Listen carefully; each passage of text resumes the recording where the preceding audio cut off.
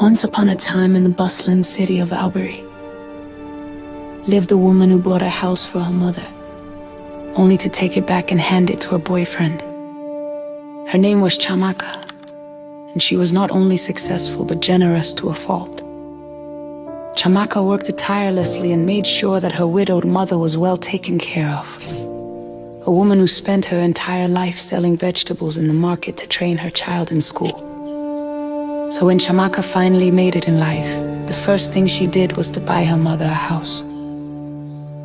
It was a beautiful house in Wari, with white walls, tiled floors, and a small garden in front for her mother to plant her favorite vegetables. Chamaka felt so fulfilled when she handed the keys to her mother and watched her weep like a child. Years passed, and her mother lived peacefully in the house. She was finally comfortable after living in a dilapidated home for most of her life. However, just when she thought life had finally smiled on her, her daughter Chamaka informed her that she had to vacate the house. Her mother stared at her in disbelief.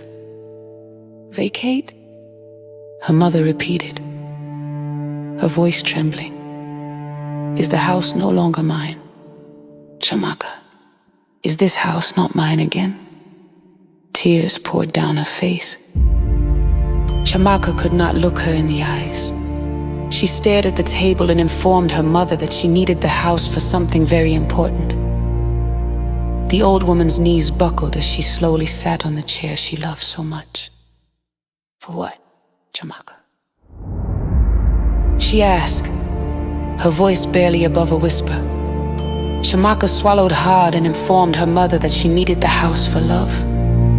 That was how her mother learned about Kobe, the man who had promised to marry Chamaka.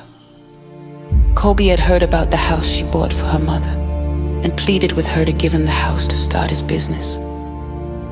He revealed that the house was in the best location for the kind of business he had in mind. Kobe was a smooth talker. He had a way with words. He told Chamaka that starting his business in that house would position him better to secure big deals. He went on to say that the house was too big for her mother alone. He cunningly framed his demand as concern, suggesting that the house was too much for an old woman to manage.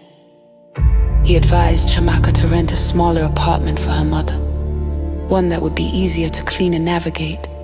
And Chamaka, deeply in love, saw reasoning in what he said. "After all," Kobe said, "when I make money, I'll have enough to marry you and even buy another house for your mother." Chamaka smiled like a lost goat. Within weeks, she rented a one-bedroom apartment in Oji for her mother. She promised it was temporary, not knowing she was making the worst mistake of her life. "Mommy, it's just for a while," she said, avoiding her mother's eyes. "Once Kobe settles, everything will be fine." Her mother packed quietly. She did not shout. She did not curse. She only cried softly as she left the house she had finally called home. Kobe moved in immediately. He repainted the walls, changed the locks, brought in signboards, and told neighbors that he was the owner of the property.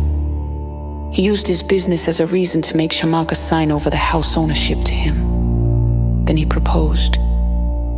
He promised to begin wedding plans once his business stabilized. Chamaka was overwhelmed with joy. She imagined wedding bells, prosperity, and a future with a man she believed loved her deeply.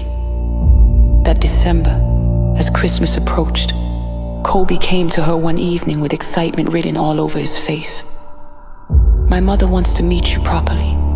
He said she wants you to spend Christmas with us in the village." Chamaka's heart skipped. This meant family, this meant marriage was close. But there was a problem. She had already promised her mother that she would spend Christmas with her in Oji. It would be their first Christmas together since she moved out of the house. Her mother had been counting the days. When Chamaka told Kobe, he reminded her that she had spent countless Christmas holidays with her mother already. "Just one Christmas away won't make much of a difference," he said.